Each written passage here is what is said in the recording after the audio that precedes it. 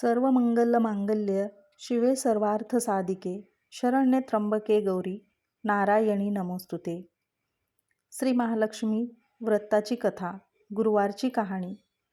श्री लक्ष्मीची कृपा आपल्यावर व्हावी, तिने आपल्या घरात वास करावा, पैसा, शांती, समाधान घरात नांदावे म्हणून श्री महालक्ष्मीचे व्रत करतात। हे व्रत केल्याने मनातल्या सर्व इच्छा पूर्ण होतात। श्री महालक्ष्मीची अनेक नावे आहेत, अनेक रूपे आहेत। पार्वती, सिंधुकन्या, महालक्ष्मी, लक्ष्मी, राजलक्ष्मी, ग्रहलक्ष्मी, सावित्री, राधिका, रासेश्वरी, चंद्रा, गिरिजा, पद्मा, मालती, सुशीला अशा विविध नावांनी श्री महालक्ष्मी ओळखली जाते।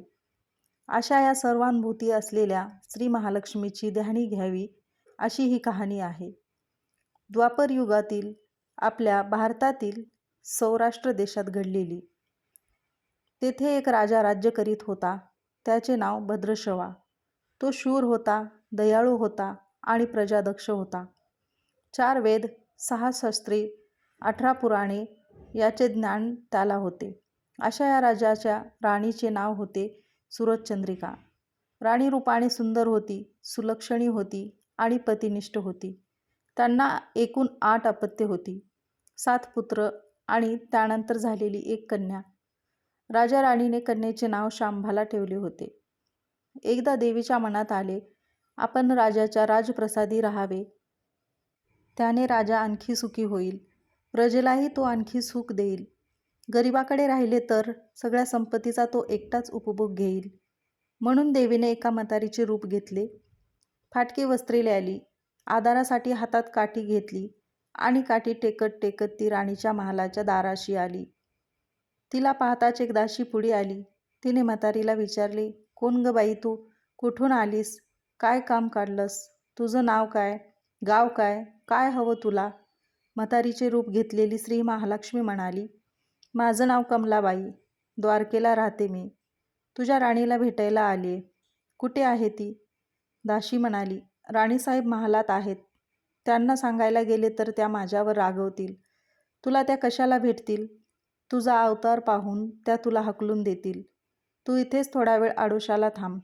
म्हातारीला राग आला, ती संतापून म्हणाली, तुझी राणी गेल्या जन्मी एका वैश्याची पत्नी होती, तो वैश्य फार गरीब होता, त्यावरून त्या दोघांची नेहमी भांडणे होत। नवरा तिला मारहाण करी, ह्या त्रासाला कंटाळून एक दिवस ती घर सोडून गेली आणि जंगलात उपाशी तापाशी भटकू लागली। तिची अवस्था पाहून मला तिची दया आली, मी तिला ऐश्वर्य, सुख आणि संपत्ती देणाऱ्या श्री महालक्ष्मी व्रताची माहिती सांगितली। त्याप्रमाणे तिने ते व्रत केले। तिच्या व्रताने महालक्ष्मी प्रसन्न झाली, तिचे दारिद्र्य संपले, तिचे घर संपत्ती समृद्धीने भरले, तिच्या जीवनात आनंद भरला। लक्ष्मी व्रत केल्यामुळे मृत्यूनंतर ती दोघे पती पत्नी लक्ष्मी लोकात वैभवात राहिली। या जन्मी त्यांचा जन्म राजकुळात झाला आहे। देवीच्या कृपेने ती आता राणीपदावर बसली आहे, पण लक्ष्मी व्रताचा तिला आता विसर पडला आहे। त्यांचीच आठवण करून देण्यासाठी मी इथे आले आहे। म्हातारीचे बोलणे ऐकून दासीच्या मनात जिज्ञासा निर्माण झाली। म्हातारीला पाणी दिले, नमस्कार केला आणि म्हणाली, मला सांगाल ते व्रत? मी करीन ते नेमाने, उठणार नाही, मातणार नाही, घेतला वसा टाकणार नाही। म्हातारीने दासीला लक्ष्मी व्रताची माहिती सांगितली। मग ती उठली व काठी टेकीत निघणार तेवढ्यात राणी तरातरा महालातून बाहेर आली। फाटक्या वस्त्रातील म्हातारीला पाहताच ती संतापली आणि उर्मटपणे म्हणाली, कोण ग तू थेरडे?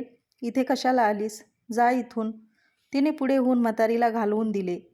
ती म्हातारी म्हणजे प्रत्यक्ष महालक्ष्मीच होती, हे राणीला कळले नाही। राणीचा तो उर्मटपणा पाहून महालक्ष्मीने तिथे न थांबता स्वस्तानी जाण्याचे ठरवले। राणीचा महाल सोडून म्हातारी निघणार तोच एक मुलगी लगबगीने बाहेर आली। ती मुलगी होती राजकन्या शांबाला।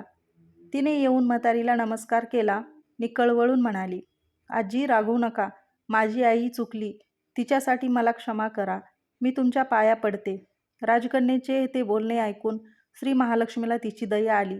तिने शांबाला लक्ष्मी व्रताची माहिती सांगितली। तो दिवस होता मार्गशीर्ष महिन्यातला पहिला गुरुवार। पुढे त्या दासीने लक्ष्मी व्रत केले, तिची स्थिती सुधारली। दाशी पण सोडून ती सुखाने संसार करू लागली. राजकन्या शांबालेनेही भक्तिभावाने सांगितल्याप्रमाणे लक्ष्मी व्रत केले. सगळे नेमधर्म पाळून दर गुरुवारी तिने ते व्रत केले. शेवटचा गुरुवारी उद्यापन केले. लवकरच शांबालेचा विवाह मालाधर नावाच्या राजपुत्राशी झाला. तिला राजवैभव मिळाले. लक्ष्मीव्रताच्या प्रभावाने तिचा संसार सुखासमाधानाचा चालू लागला.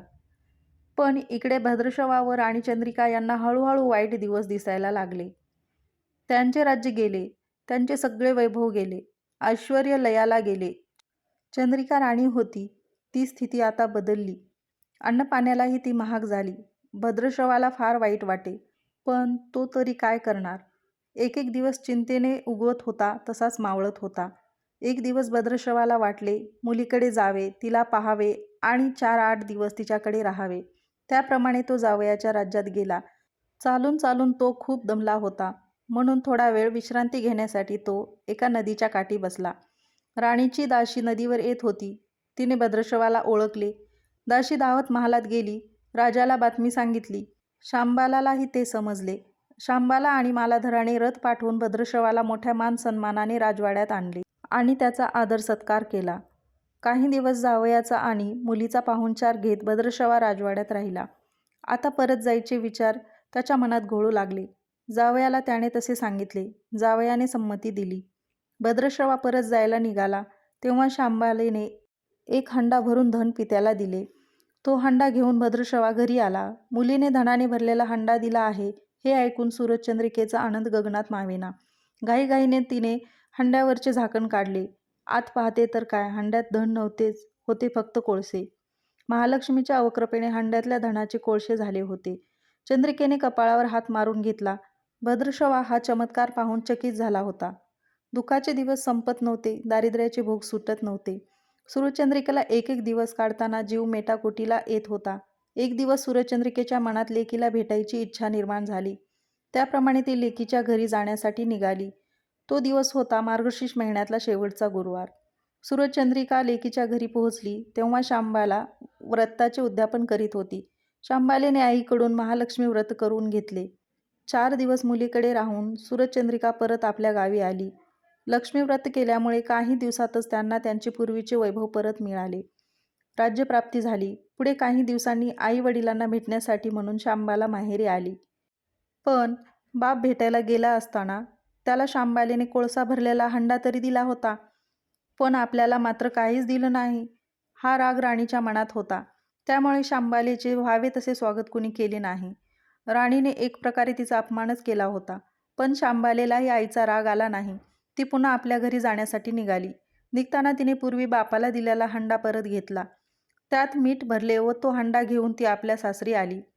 स्वगृही आल्यावर मालाधराने शांबालेला विचारले, माहेरून काय आणलंस? शांबालेने बरोबर आणलेल्या हंड्याकडे बोट दाखवले. मालाधराने झाकण काढून आत पाहिले तर हंड्यात मिठाचे खडे. मालाधराने चकित होता पत्नीला विचारले, हे काय? या मिठाचा काय उपयोग? शांबाला म्हणाली, थोडं थांबा म्हणजे कळेलच. त्या दिवशी शांबालेने कुठल्याच पदार्थात मीठ घातले नाही. सगळेच पदार्थ आळणी. मालाधर जेवायला बसल्यावर तिने त्याला सगळे पदार्थ वाढले. सगळे जेवण त्याला आळणी लागले. मग शांबालेने पानात थोडे मीठ वाढले. अन्नपदार्थात ते मिसळताच बेचव अन्नाला चव आली. हा मिठाचा उपयोग. शांबाला पतीला म्हणाली. मालाधरालाही तिचे म्हणणे पटले. थोडक्यात जे कोणी महालक्ष्मी व्रत श्रद्धेने आणि मनोभावेने करतील त्यांना श्री महालक्ष्मी प्रसन्न होऊन त्यांच्यावर तिची कृपा होईल. पण श्रीमंती आल्यावर सुद्धा माणसाने उतू नये, मातू नये. नित्यनेमाने श्री महालक्ष्मी व्रत करावे. देवीचे मनन चिंतन करावे. म्हणजे देवी सदैव तुमच्या पाठीशी उभी राहील, तुमची कामना पूर्ण करील. महालक्ष्मीची ही कथा कहाणी गुरुवारची सुफळ संपूर्ण. ओम महालक्ष्मी नमः. धन्यवाद. श्री स्वामी समर्थ.